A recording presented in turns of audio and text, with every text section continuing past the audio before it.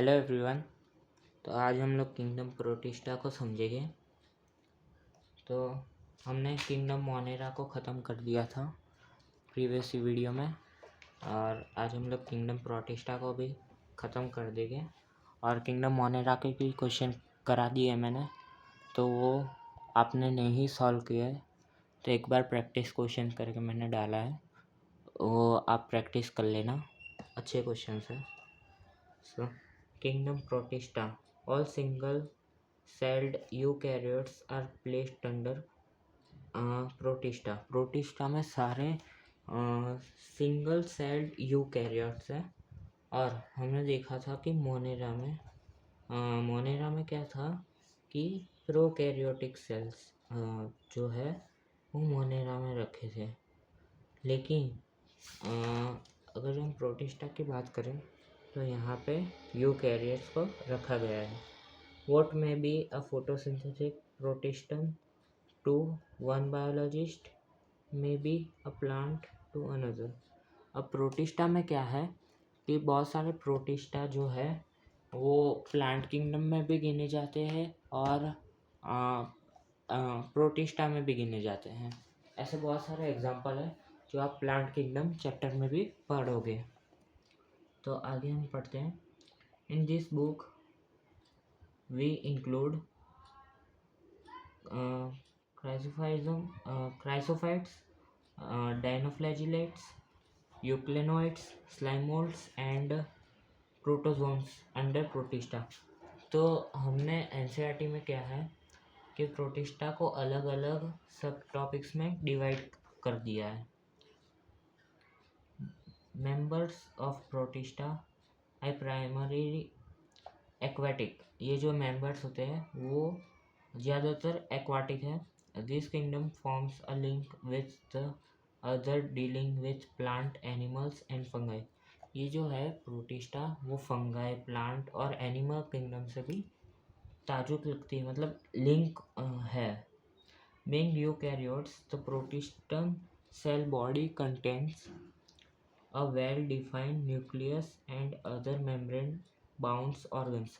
मतलब इसमें well defined nucleus होगा, सेल मेम्ब्रेन हो सकता है, और जो सेल में होता है वो होगा। सम हैव फ्लैजिला और सीलिया। ये फ्लैजिला और सीलिया दोनों का ही काम जो है वो मूवमेंट कराना होता है। ये देखो आप, इधर एक फोटो है जो कि डायनोफ्लैजिलेट्स के हैं। उसमें दो फ्लैजिला होते हैं, एक लॉन्गिट्यूडनल और एक लैटिट्यूडनल। तो ये एक फ्लैजिला है, उसका आप देख सकते हैं फ्लैजिला थ्रेड लाइक स्ट्रक्चर होता है। ठीक है, आगे बढ़ते हैं। Protists reproduce asexually and sexually by process involve cell fusion and zygote formation. मतलब इनमें सेल फ्यूजन भी हो सकता है या फिर ज़ाइगोट फॉर्मेशन भी हो सकता है। ये सेक्सुअली और एसेक्सुअली रिप्रोडक्शन करते हैं। फ्यूजन जो है वो एसेक्सुअल का एग्जांपल है, और ज़ाइगोट फॉर्मेशन जो है वो सेक्सुअल का एग्जांपल है। Chrysophytes, these groups include diatoms and golden algae। ये जो ग्रुप है इसमें जो है गोल्डन अलगी है और डायटम्स है। They are found in fresh water as well as in marine environment. मतलब ये फ्रेश वाटर मतलब जो खारा पानी ना हो उसमें तो रहते ही है, उसके साथ साथ मराइन वाटर मतलब सॉल्टी वाटर में भी पाए जाते हैं।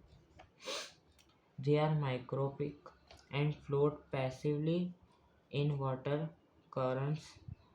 प्लैंकटन, ये जो है प्लैंकटन, ये जो पानी के ऊपर तैरता है, पानी के ऊपर ये तैरेगा, और ये बहुत माइक्रोस्कोपिक होता है, मतलब बहुत छोटे लेवल पे हमें माइक्रोस्कोप में दिखना पड़ता है, नेकेड आई से नहीं दिखेगा। Most of them are photosynthetic. मतलब फोटोसिंथेटिक मतलब सनलाइट से अपना खाना बनाते हैं। In diatoms the cell wall form two thin overlapping shell. Diatoms में दो एकदम थीन, एकदम पतली सी दो जो होगी उसकी मेम्ब्रेन या फिर उसका क्या कहते हैं हम, शेल हो गए, जो कि एक के ऊपर एक ओवरलैप करके होगा, which fit together as in a soap box. मतलब हमने साबुन की दानी देखी होती है, वैसे ही एक के ऊपर एक ऐसे फिट हो जाएगा। The walls are embedded with silica and thus the walls are indestructible. मतलब जो सीलिया से जो वॉल तैयार होती हैं वो उसे हम तोड़ नहीं सकते ज़्यादा, बहुत ऐसे दम लगाना पड़ेगा, इसलिए वो इंडिस्ट्रक्टिबल होती हैं। Thus diatoms have left behind large amount of cell wall deposit in their habitat. मतलब जो क्या कहते डायटम्स है वो लार्ज अमाउंट पे अपनी जो सेल वॉल है उसे वाटर में डिपॉजिट करता है। This accumulate over billions of years is referred to as diatomaceous earth। मतलब ये जो है ज़्यादा बहुत मिलियंस ऑफ ईयर्स लेते हैं डिकम्पोज होने में। Being gritty this soils is use in polishing. मतलब ग्रेटी मतलब ये थोड़े से रफ होते हैं, इसलिए इनका यूज़ किया जाता है पॉलिशिंग में। कोई खुरचरी रफ सरफेस होगी उस पर इसको पॉलिश करोगे तो वो स्मूथ हो जाएगी। Filtration of oil and serum. Serum और ऑयल का फिल्ट्रेशन, उसमें डस्ट पार्टिकल निकालने में भी डायटम्स का यूज़ किया जाता है। Diatoms are chief producer in the ocean. बहुत इंपॉर्टेंट लाइन है, जो डायटम्स है वो चीप प्रोड्यूसर, मतलब जो हमारी फूड साइकिल होती है उसमें प्रोड्यूसर जो सनलाइट से खाना बनाते हैं, तो बाद में जो दूसरे ऑर्गेनिज्म है उस पर डिपेंड होते हैं, तो ये जो है चीप प्रोड्यूसर है ओशन में। ठीक है, अब डायनोफ्लैजिला की तरफ बढ़ते हैं। Dinoflagellates, this organisms are mostly marine and photosynthetic. मतलब ये मराइन मतलब खारे पानी में रहता है, और फोटोसिंथेटिक मतलब सनलाइट से अपना खुद का खाना खुद बनाता है। They appear yellow, green, brown, blue और red depending on their main pigment. मतलब उनमें जो पिगमेंट होगा उस पर डिपेंड करेगा कि उनका कलर क्या होगा। The cell wall has stiff cellulose plates on the outer surface। इनकी जो सेल वॉल होती है वो आउटर सरफेस पे स्टिफ सेल्यूलोज प्लेट, जैसे कि आप इधर देख सकते हैं, ये जो सेल्यूलोज प्लेट है स्टिफ मतलब बहुत कड़क, rigid. Most of them have two flagella, one lies longitudinally and the other transversely in a furrow between the wall plates। मतलब ये जो वॉल प्लेट्स हैं उसमें से एक लॉन्गिट्यूडनल होगी और एक ट्रांसफर मतलब लैटिट्यूडनल होगी। दो फ्लैजिला जनरली पाई जाती हैं। Very often red dinoflagellates. Example हमेशा याद रखना है, गोनियायूलक्स। गोनियायूलक्स जो है रेड डायनोफ्लैजिला है, undergo such rapid multiplication that they make the sea appears red tides.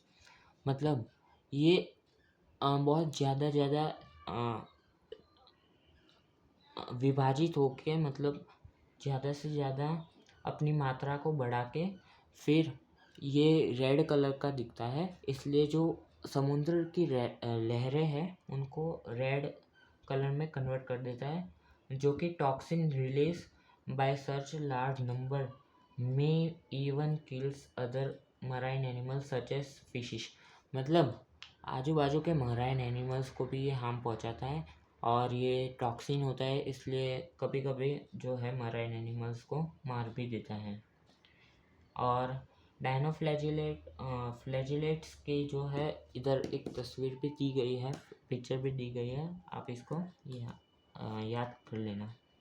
यूक्लेनॉइड, majority of them are fresh water organism found in stagnant water. मतलब जो यूक्लेनॉइड है वो फ्रेश वाटर ऑर्गेनिज्म है जो रुके हुए पानी, स्टैग्नेंट वाटर मतलब रुके हुए पानी में पाए जाते हैं।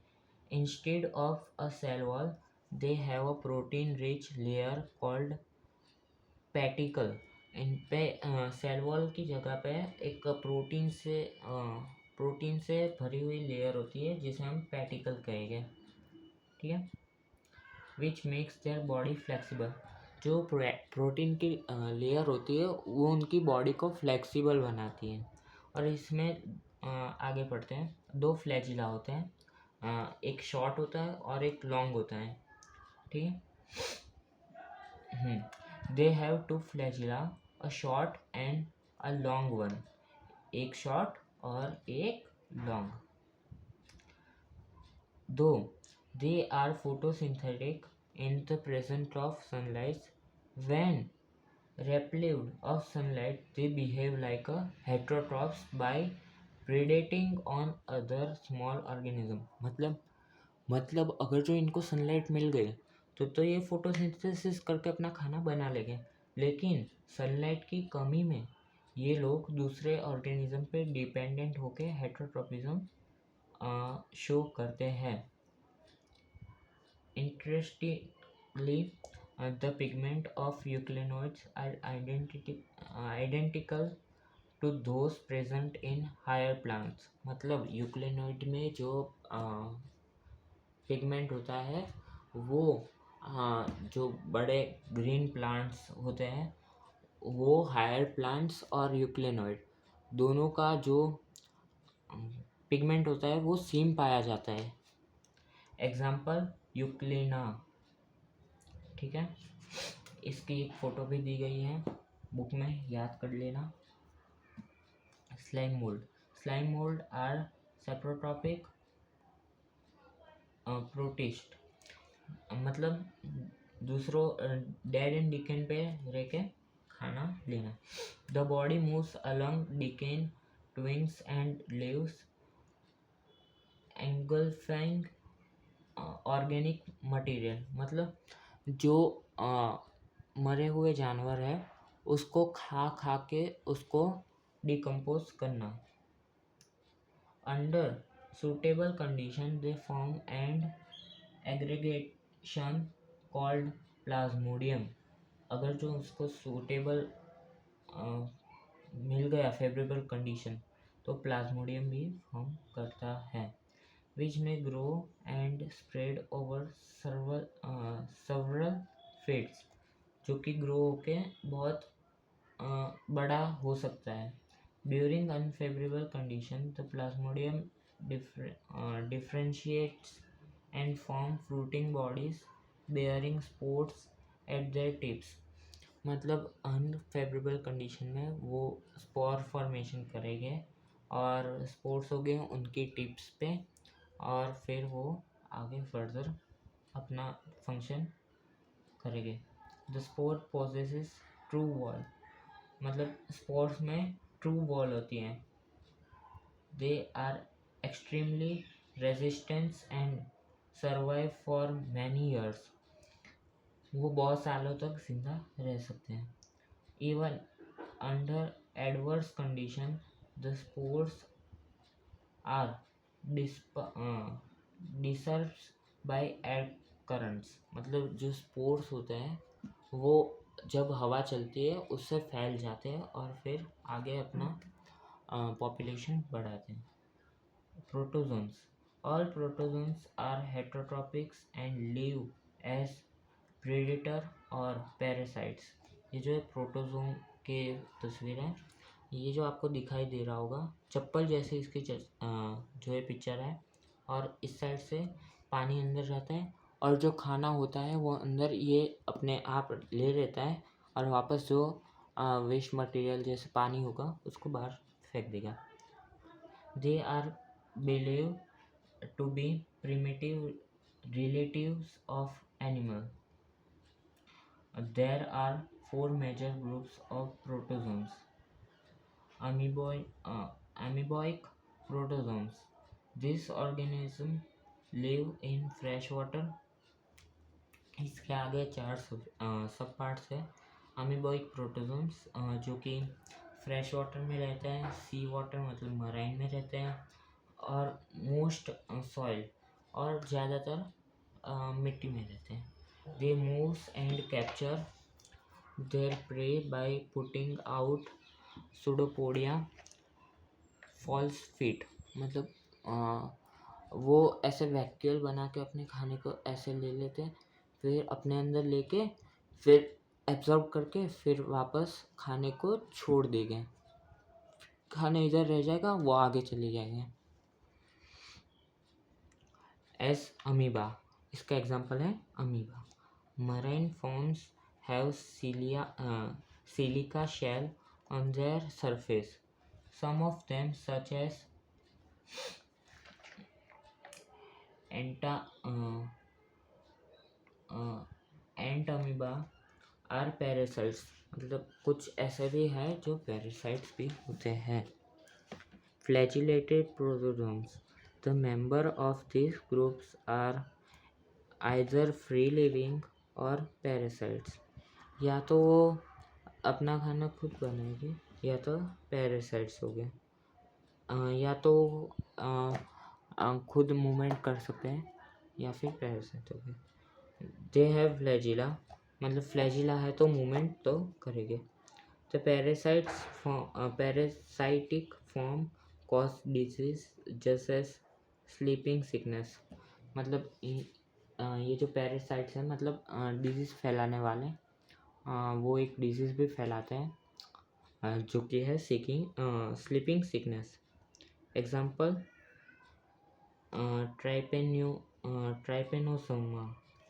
ट्राइपेनोसोमा इसका एक एग्जाम्पल है. Ciliated protozoans. These are aquatic, actively moving organisms because of the presence of thousands of cilia.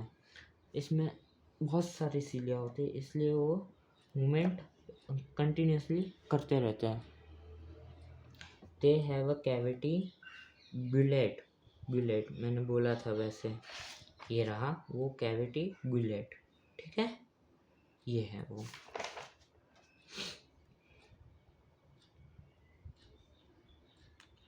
That opens to outside of the cell surface. The coordination movement of row of cilia cause the water laden with food to be stirred into the gullet. Example पेरामोशियम. देखो, अगर जो ये open हो जाएगा तो इसके अंदर पानी आएगा, पानी के साथ साथ खाना भी आएगा, और इसके अंदर जो है खाना रख लेंगे, फिर पानी को बाहर निकाल लेंगे, और इस जो जगह का नाम है उस जगह का नाम है गुलेट. ठीक है, और इसका एग्जांपल है paramecium. Sporozoans. This include diverse organisms that have an infectious spores like stage in their life cycle. मतलब ये जो स्पोर्स बनाते हैं कभी कभी इन्फेक्शन भी स्प्रेड कर देते हैं. The most notorious is plasmodium. Malaria मतलब सबसे ज़्यादा पाए जाने वाला सबसे ज़्यादा खतरनाक malaria parasites which cause malaria फैलाने वाले मच्छर. मतलब ये जो मलेरिया होता है वो फीमेल मच्छर फैलाती है, उसके अंदर प्लाज्मोडियम होता है. अगर जो मच्छर को हम मार देंगे तो उसके अंदर का जो प्लाज्मोडियम है वो ख़त्म हो जाएगा, और वो आगे अपना जो है डिजीज़ नहीं फैला पाएगा. A disease which has a staggering effect on human population. Malaria हमें कितना नुकसान पहुंचाता है वो तो हमें पता ही है. और मलेरिया यहाँ पे ऐसा लिखा है कि मलेरिया हमें बहुत इफ़ेक्ट करता है ह्यूमन पॉपुलेशन को. तो इसी के साथ हमारा किंगडम प्रोटिस्टा ख़त्म होता है और आगे के वीडियो में हम करेंगे किंगडम फंगाई। उसके पहले मैं एक वीडियो डालूँगा क्वेश्चंस ऑफ किंगडम प्रोटिस्टा का, तो आप वो एक बार देख लेना। Thank you.